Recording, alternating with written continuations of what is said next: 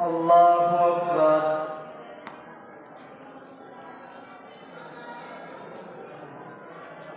الحمد لله رب العالمين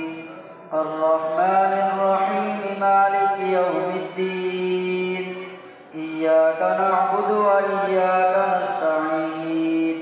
اهدنا الصراط المستقيم صراط الذين أنعمت عليهم غير المغضوب عليهم ولا الضالين. قد أفلح المؤمنون الذين هم في صلاتهم خاشعون والذين هم عن اللغو معرضون والذين هم للزكاة فاعلون والذين هم لفروجهم حافظون إلا على أزواجهم أو ما ملكت أيمانهم فإنهم غير ملومين فمن ابتغى وراء ذلك فأولئك هم العادون والذين هم لأماناتهم وعهدهم راعون والذين هم على صلواتهم يحافظون أولئك هم الوارثون الذين يرثون الفردوس هم فيها خالدون. ولقد خلقنا الإنسان من سلالة من طين ثم جعلناه نطفة في قرار مكين ثم خلقنا النطفة علقة فخلقنا العلقة مضغة فخلقنا المضغة عظاما فكسونا العظام لحما ثم أنشأناه خلقا آخر فتبارك الله رب العالمين. فتبارك الله أحسن الخالقين. ثم إنكم بعد ذلك لميتون ثم إنكم يوم القيامة تبعثون. ولقد خلقنا فوقكم 7 طرائق وما كنا عن الخلق غافلين وأنزلنا من السماء ماء بقدر فأسكناه في الأرض وإنا على ذهاب به لقادرون فأنشأنا لكم به جنات من نخيل وأعناب لكم فيها فواكه كثيرة ومنها تأكلون وشجرة تخرج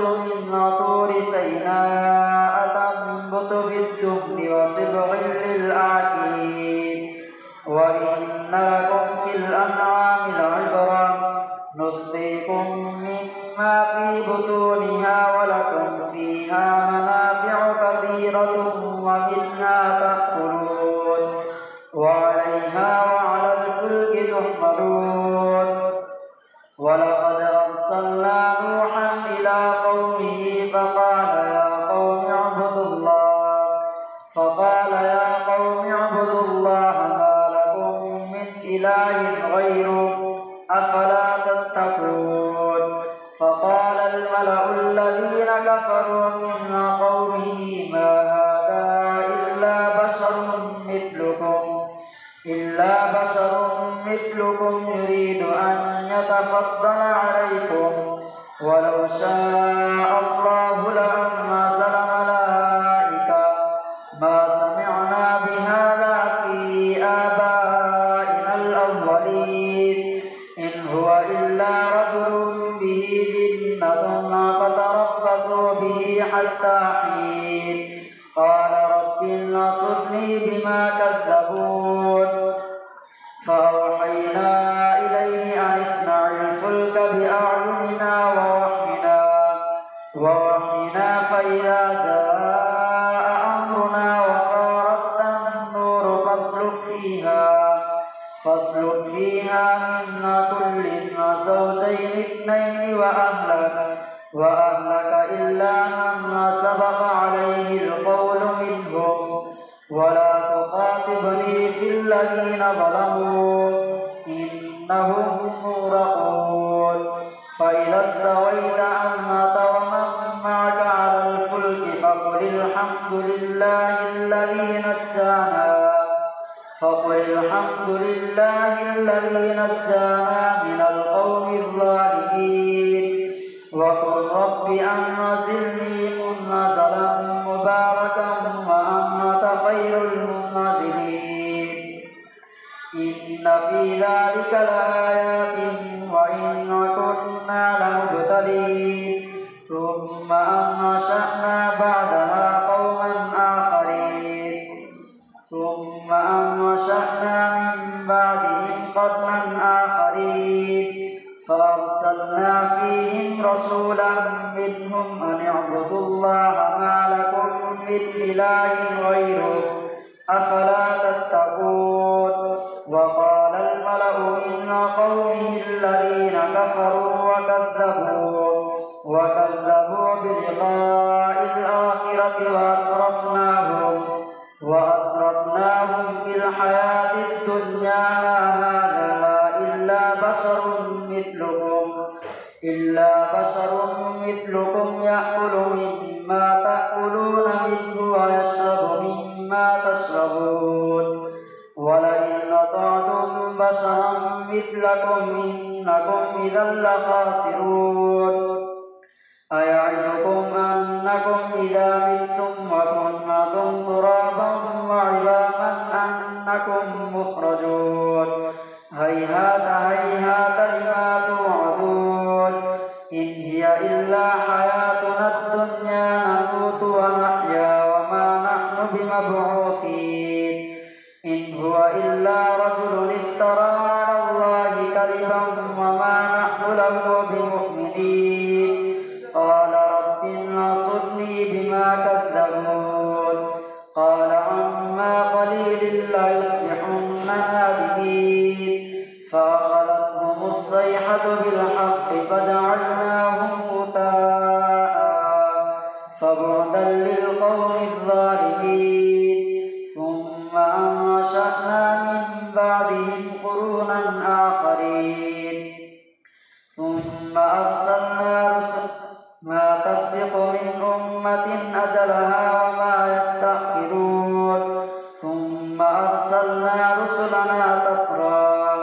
كلما جاء أمة رسولها كذبوه فأتبعنا بعضهم بعضا وجعلناهم أحاديث فبعدا لقوم لا يؤمنون ثم أرسلنا موسى وأخاه هارون بآياتنا وسلطان مبين إلى فرعون وملئه فاستكبروا وكانوا قوما عالين فقالوا أنؤمن لبشرين مثلنا وقومهما لنا عابدون فكذبوهما فكانوا من المهلكين ولقد آتينا موسى الكتاب لعلهم يهتدون وجعلنا ابن مريم وأمه آية وآويناهما إلى ربوة ذات قرار ومعين يا أيها الرسل كلوا من الطيبات واعملوا صالحا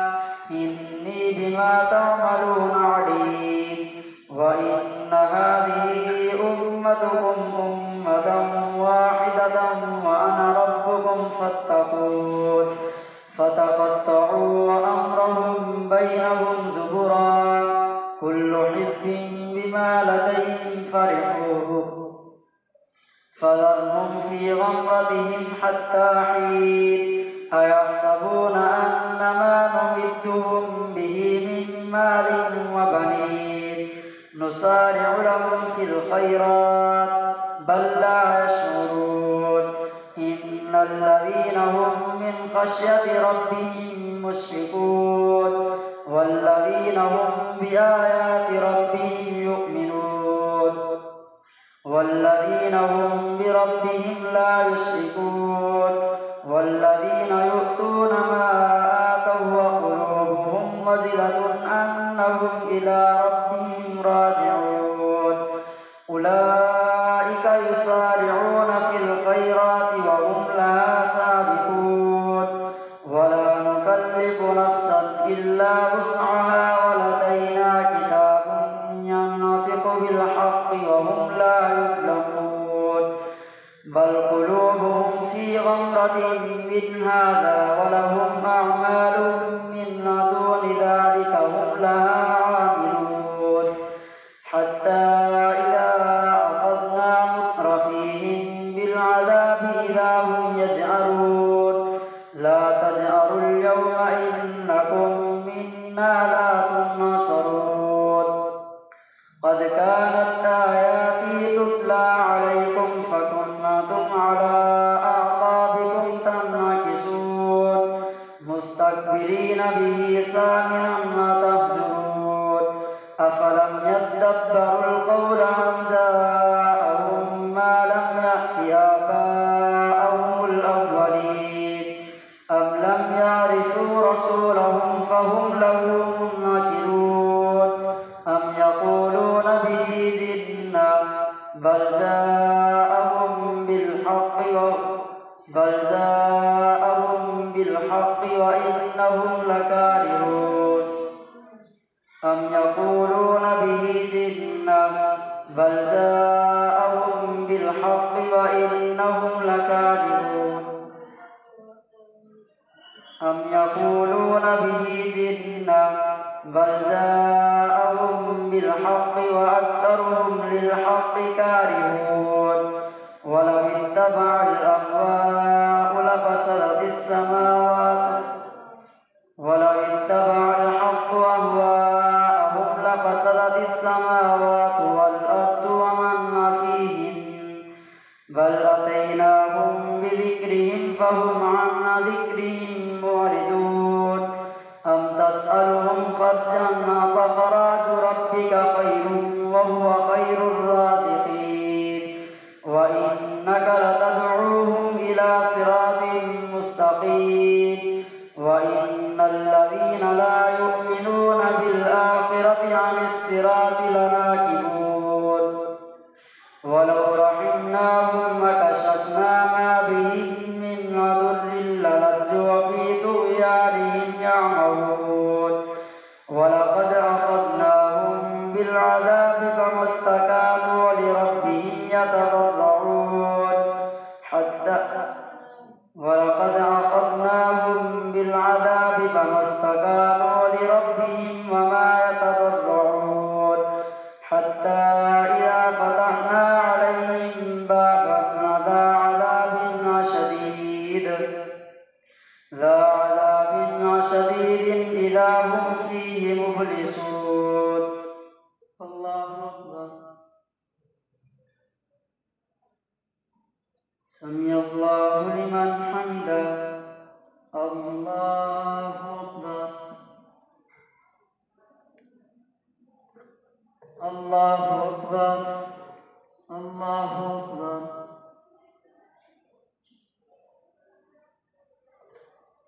الله أكبر الحمد لله رب العالمين الرحمن الرحيم مالك يوم الدين إياك نعبد وإياك نستعين اهدنا الصراط المستقيم صراط الذين أنعمت عليهم غير المغضوب عليهم ولا الضالين وهو الذي أنشأ لكم السمع والأبصار والأفئدة قليلا ما تشكرون وهو الذي ذرأكم في الأرض وإليه تحشرون وهو الذي يحيي ويميت وله اختلاف الليل والنهار أفلا تعقلون بل قالوا مثل ما قال الأولون قالوا أئذا متنا وكنا ترابا وعظاما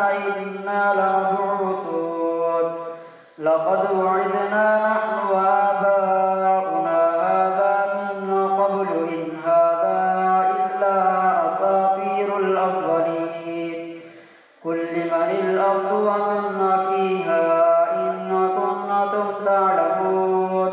سيقولون لله قل أفلا تذكرون قل من رب السماوات السبع ورب العرش العظيم سيقولون لله قل أفلا تتقون قل من بيده ملكوت كل شيء وهو يجير ولا يجار عليه إن كنتم تعلمون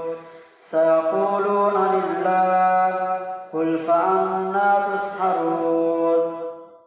بل أتيناهم بالحق وإنهم لكاذبون ما اتخذ الله من ولد وما كان معه من إله إذا لذهب كل إله بما خلق ولعلى بعضهم على بعض سبحان الله عما يصفون عالم الغيب والشهادة فتعالى عما يشركون قل رب إما تريني ما يوعدون رب فلا تجعلني في القوم الظالمين وإنا على أن نريك ما نعدهم لقادرون ادفع بالتي هي أحسن السيئة نحن أعلم بما يصفون وقل رب أعوذ بك من همزات الشياطين وأعوذ بك رب أن يحضرون حتى إذا جاء أحدهم الموت قال رب ارجعون لعلي أعمل صالحا فيما تركت كلا إنها كلمة هو قائلها ومن ورائهم برزخ إلى يوم يبعثون فإذا نفخ في الصور فلا أنساب بينهم يومئذ ولا يتساءلون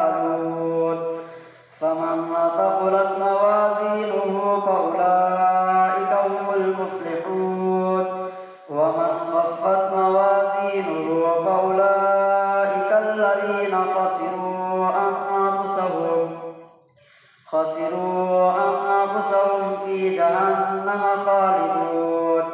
تلفح وجوههم النار وهم فيها كالحون ألم تكن آياتي تتلى عليكم فكنتم بها تكذبون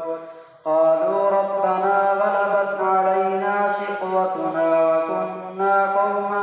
ضالين ربنا أخرجنا منها فإن عدنا فإنا ظالمون قال اخسئوا فيها ولا تكلمون إنه كان فريق من عبادي يقولون ربنا آمنا فاغفر لنا وارحمنا وأنت خير الراحمين فاتخذتموهم سخريا حتى أنسوكم ذكري وكنتم منهم تضحكون إني جزيتهم اليوم بما صبروا أنهم هم الفائزون قال كم لبثتم في الأرض عدد سنين قالوا لبثنا يوما أو بعض يوم فاسأل العادين قال إن لبثتم إلا قليلا لو أنكم كنتم تعلمون أفحسبتم أنما خلقناكم عبثا وأنكم إلينا لا ترجعون فتعالى الله الملك الحق لا إله إلا هو رب العرش الكريم ومن يدع مع الله إلها آخر لا برهان له به فإنما حسابه عند ربه إنه لا يفلح الكافرون وقل رب اغفر وارحم وأنت خير الراحمين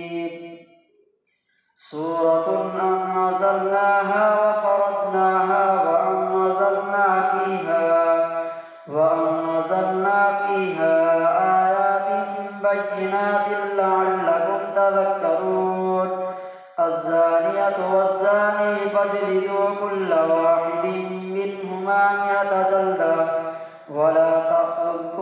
فيهما رأفة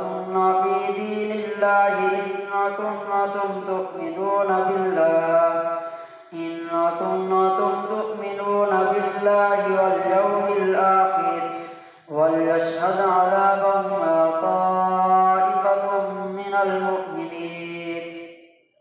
الزاني لا ينكح إلا زانية أو مشركا والزانية لا ينكحها إلا زان أو مشرك وحرم ذلك على المؤمنين. والذين يرمون المحصنات ثم لم يأتوا بأربعة شهداء فاجلدوهم 80 جلدة ولا تقبلوا لهم شهادة أبدا وأولئك هم الفاسقون إلا الذين تابوا من بعد ذلك وأصلحوا فإن الله غفور رحيم. والذين يرمون أزواجهم ولم يكن لهم شهداء إلا أنفسهم فشهادة أحدهم 4 شهادات بالله إنه لمن الصادقين. والخامسة أن لعنة الله عليه إن كان من الكاذبين. ويدرأ عنها العذاب أن تشهد 4 شهادات بالله إنه لمن الكاذبين. والخامسة أن غضب الله عليها إن كان من الكاذبين. والخامسة أن غضب الله عليها إن كان من الصادقين. ولولا فضل الله عليكم ورحمته وأن الله تواب حكيم. إن الذين جاءوا بالإفك عصبة منكم لا تحسبوه شرا لكم بل هو خير لكم لكل امرئ منهم ما اكتسب من الإثم والذي تولى كبره منهم له عذاب عظيم. لولا إذ سمعتموه ظن المؤمنون والمؤمنات بأنفسهم خيرا وقالوا هذا إفك مبين. لولا جاءوا عليه ب4 شهداء فإذ لم يأتوا بالشهداء فأولئك عند الله هم الكاذبون. ولولا فضل الله عليكم ورحمته في الدنيا والآخرة لمسكم فيما أفضتم فيه عذاب عظيم إذ تلقونه بألسنتكم وتقولون بأفواهكم ما ليس لكم به علم وتحسبونه هينا وهو عند الله عظيم. ولولا إذ سمعتموه قلتم ما يكون لنا أن نتكلم بهذا سبحانك هذا بهتان عظيم. يعظكم الله أن تعودوا لمثله أبدا إن كنتم مؤمنين. ويبين الله لكم الآيات والله عليم حكيم. إن الذين يحبون أن تشيع الفاحشة في الذين آمنوا لهم عذاب أليم في الدنيا والآخرة والله يعلم وأنتم لا تعلمون. ولولا فضل الله عليكم ورحمته وأن الله رءوف رحيم. الله أكبر.